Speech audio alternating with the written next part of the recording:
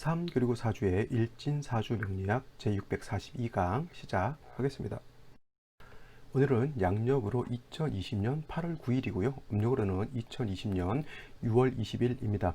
오늘 주어지는 명식은 경자년 갑신월 갑신1이 되겠고요. 일진 갑신이 되겠습니다. 자, 오늘 살펴볼 사주 명식은 어저께 개수였고요. 그 다음으로 이제 오늘은 갑목일간이 되겠습니다. 이 갑목일간이 신월에 태어난 사주 명식이 되겠죠. 자, 지금까지 이제 꾸준히 이제 인월의 갑목, 묘월의 갑목, 그 다음에 진월의 갑목, 그 다음에 4월, 5월, 미월의 갑목을 쭉 공부를 했죠. 그러니까 지금까지 공부했던 갑목은 뭐예요? 봄과 여름의 갑목이었던 거고요. 이걸 좀 유식하게 춘하절이라고 해요.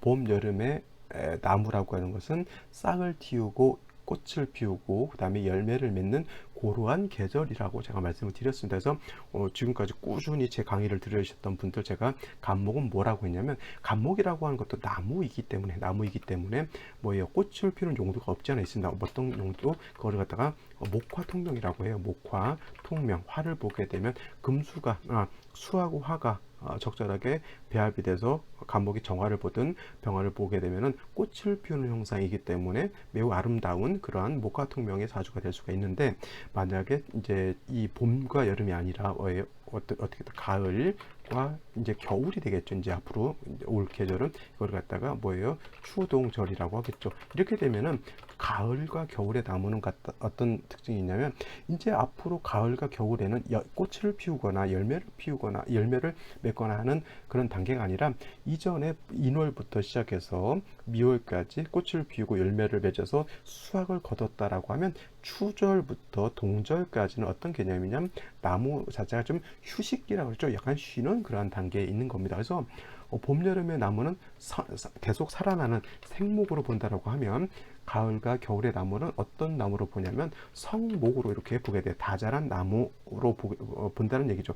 경우에 따라서 어떤 책에서는 이제 그 추 동절의 목을 사목, 죽은 나무다 이렇게 보는 이론 견해도 있는데, 이왕이면은 뭐 갑목을 갖다 이렇게 죽일 필요가 뭐가 있겠습니까? 다 자란 성목이다라고 이렇게 표현하는 것이 오히려 좀 더 낫지 않을까 싶어요. 그래서 봄, 여름의 나무라고 하는 것은 목화 통명을 이루게 되면 좋은 갑목이 되겠지만은, 가을, 겨울의 나무는 뭐예요?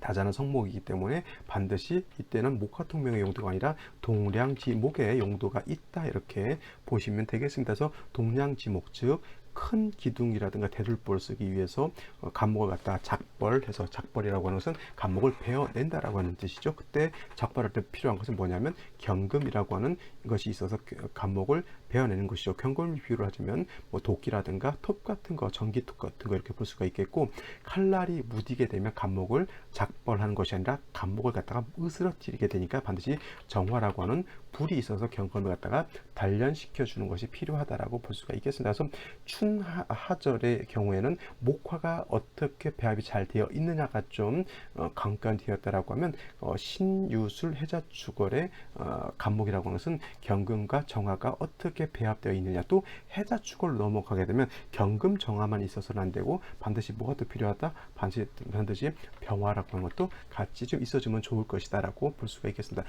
정화라고 하는 것은 경금을 단련하는 용도로 쓰는 것이고요.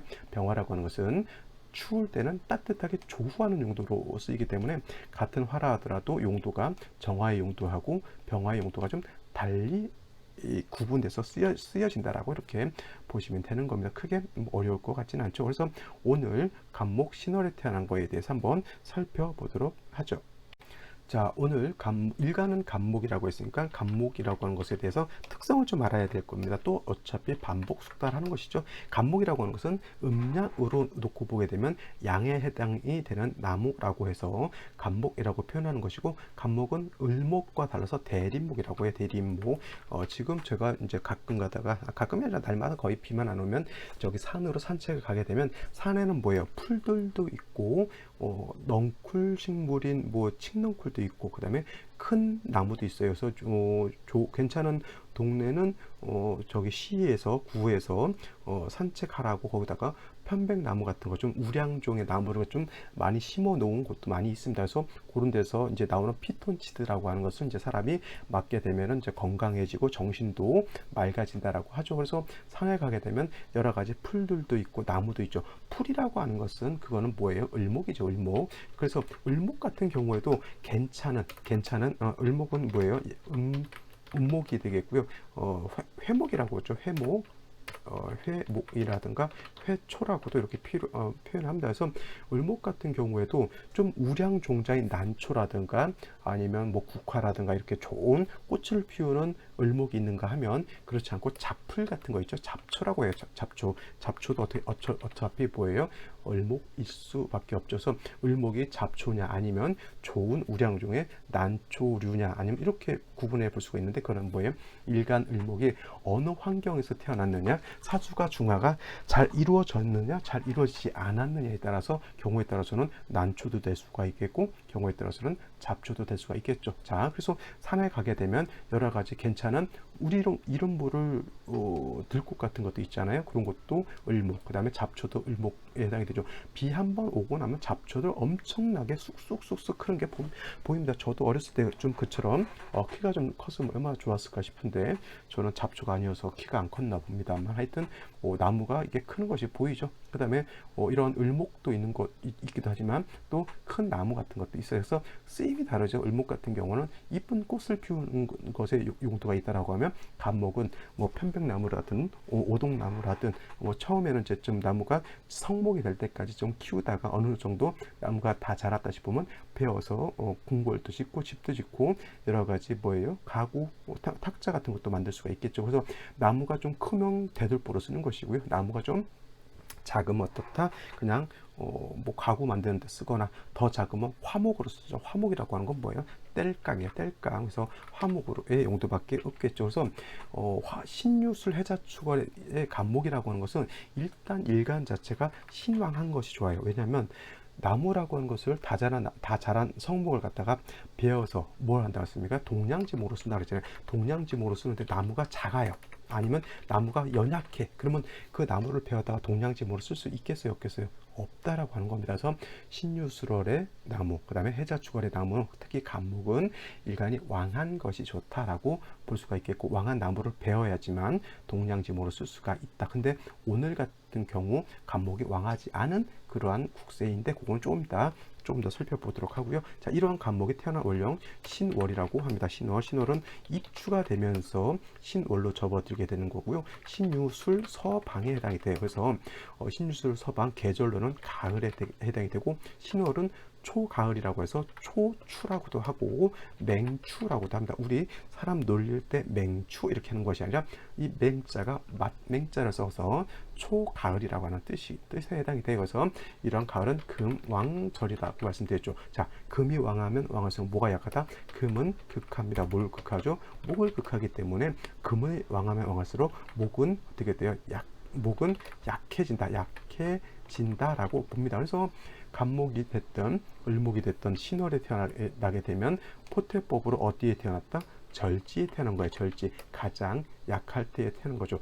선생님, 신월의 간목, 신유술 해자축월의 간목은 동량지목으로 쓰기 위해서 경금으로서 작벌을 해야 되는데 간목이 약하면 어떻게 동량지목으로 씁니까? 이렇게 또 질문하실 수가 있죠. 그래서 반드시 간목은 지지에 뿌리가 있어야 돼요. 지지로 인목을 본다거나 지지로 묘목을 본다든가 아니면 하여튼 간목 자체가 지지로 뿌리가 있어야지만 동량지목으로 쓰는 것이지 지지에 뿌리가 하나도 없으면 동량지목으로 쓰지 못하고 뭘 써야 된다? 화목으로밖에 쓸 수밖에 없는 것이죠. 그래서 신월의 간목은 그래서 제가 아까 말씀드렸죠. 일단 일간이 왕해야지만 크게 쓰임을 얻을 수 있다라고 하는 겁니다. 원래 그래서 간목 자체가 신월에 태어나게 되면 뭘 쓴다고 했어요? 정화 가지고 금을 잠깐 억제를 해야 되는데 경금 같은 것이 이렇게 투출하게 되면은 경금 같은 것이 투출하게 되면 일간은 약하고 살이 왕하잖아요. 그래서 반드시 뭐예요? 인목이라든가 묘목 같은 것이 있어서 간목이 뿌리를 튼튼하게 둔다라고 하면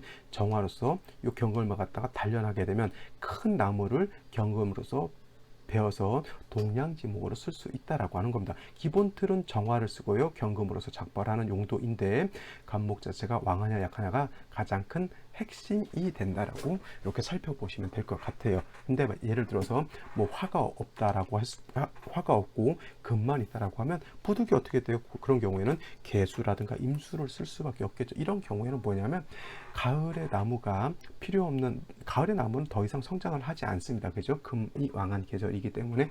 근데 만약에 이런 경우가 화가 없어 금을 단련하지 못한다라고 하면 어차피 경금에 의해서 죽게 되는 것이기 때문에 차라리 물을 줘서 조금 살리는 것이 오히려 그러니까 뭐 지금은 작벌을 못하고 내후년을 기약할 수밖에 없는 것이죠. 그럼 이 국세가 좋은 국세일까요? 나쁜 국세일까요? 사주가 한습해지게 되니까 나무가 굉장히 철양 맞아지는 수밖에 없는 거예요. 그래서 이런 경우 그래서 신월의 간목이라고 하는 것은 정화경금으로서 배합하는 것이 가장 좋은 배합법이다라고 이렇게 보시면 되는 겁니다. 아시겠죠? 자, 그러면 오늘의 명식을 한번 보도록 하죠. 자, 간목이 신월에 태어났으니까 일단 격국이라고 하는 것을 한번 살펴봐야 될 거 아닌가요? 격국이라고 하는 것. 자, 간목이라고 하는 것은 양목에 해당이 되는 것이고, 그 다음에 신금이라고 하는 것은 뭐예요? 양금이 되겠죠. 간목도 양, 금도 양이죠. 양대 양인데 금이라고 하는 것은 뭐 한다 했어요? 나를 극하는 것이기 때문에 이거는 관성인데 편대 편이죠. 양대 양이니까 이거는 정관이 아니라 편관격이 될 것이고요. 그 다음에 편관격은 다른 말로 칠살격이다라고 표현합니다. 근데 한 가지 우리가 더 살펴볼 게 있죠. 뭐냐면 이